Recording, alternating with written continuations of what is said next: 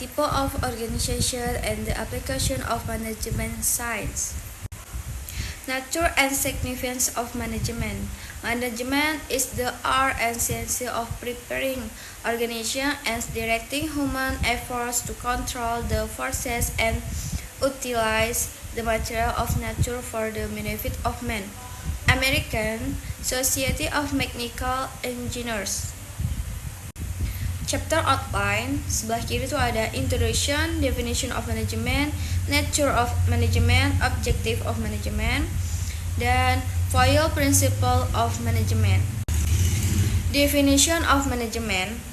A few definition by some of the prominent words of the subject are given below.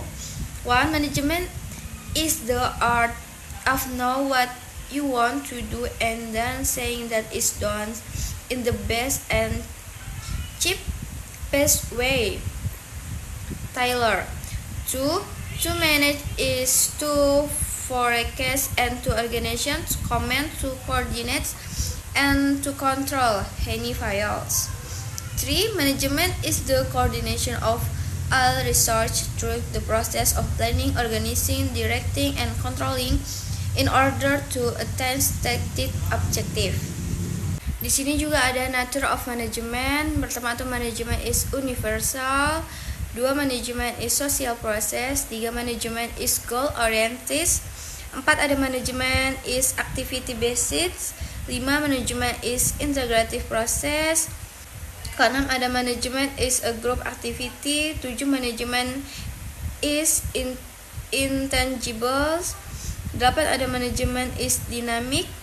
9. Ada manajemen is a multidisciplinary subject. 10. Ada manajemen accomplishes result through other. 11. Ada manajemen is both a science and art. Jadi itu totalnya semuanya ada 11. Nature and significance of management. Objective of management. In brief, the objective of management are as follows. Pertama, hack for efficiency. Management seeks to obtain maximum output with minimum resources and effort. 2. Satisfaction of customer. Management attempts to produce products required by the customer. 3. Adequate return of capital. Management must achieve a reasonable rate of return for the owners of the business. 4. Satisfied workforce. Management attempts to build a team of good workers who are happy and satisfied with the organization. 5. Better working conditions. Management seeks to achieve a system to ensure fair wages for the work, security of employment, and better working conditions for the workforce. 6. Relation with suppliers.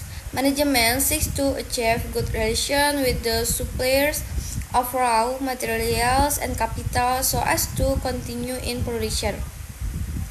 7. Contribution to national goals. The management must contribute to the national goals as well as the judicious use of scale of the country. Selanjutnya itu ada 5 principles of management. Henry Fayol, the French industrialist, is regarded as the real father of modern management science. A brief description of Fayol 14 principles of management which he described in his book General and Industrial Management is given below. Division of work. This principle implies that every employee should be assigned only one type of work. It aims at the maximum production with less efforts. It also helps in securing the maximum efficiency.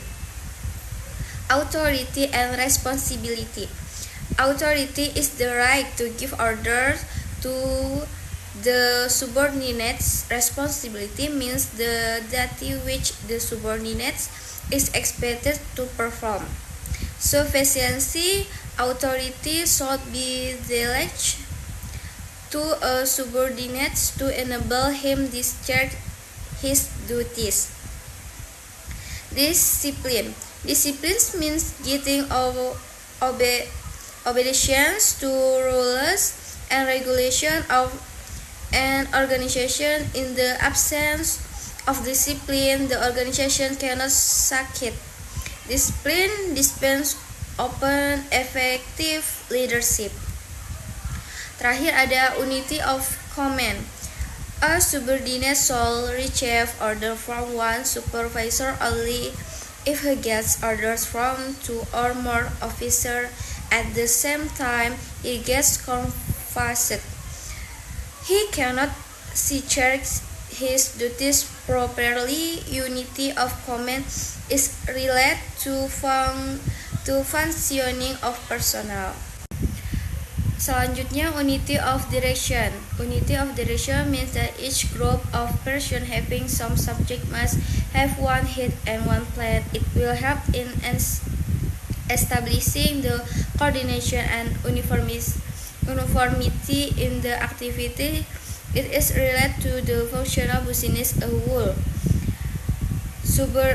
Selanjutnya ada subordination of individual interest to general interest. The interest of organization must prevail upon the personal interest of individuals. General interest must be given more attention in comparison to the personal interest.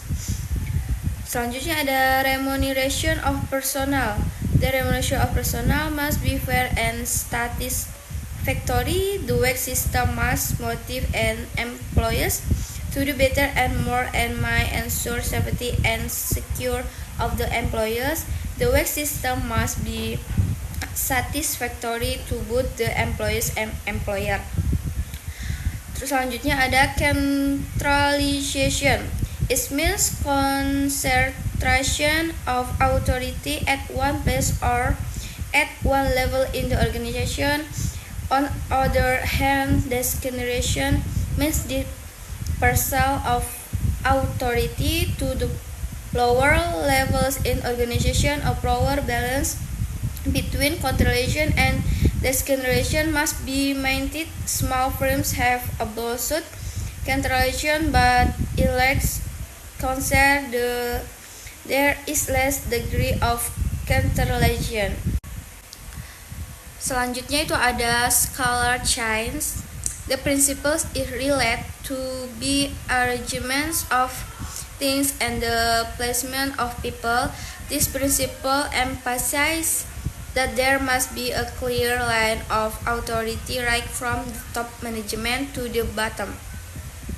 Orders of management and feelings of subordinates must obstruct the proper channels of authority. Such type of channel must be shortcut only when is essential to do so. Selanjutnya ada order. Order means everything should be in proper arrangement. There should be a place of everything and everything should be in its place. Similarly, there should be right man in the right place. Selanjutnya itu ada equity.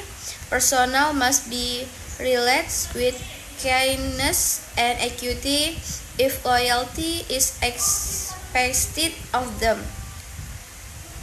This principle does not mean that all the employees of the organization are equal and must be treated and paid equal.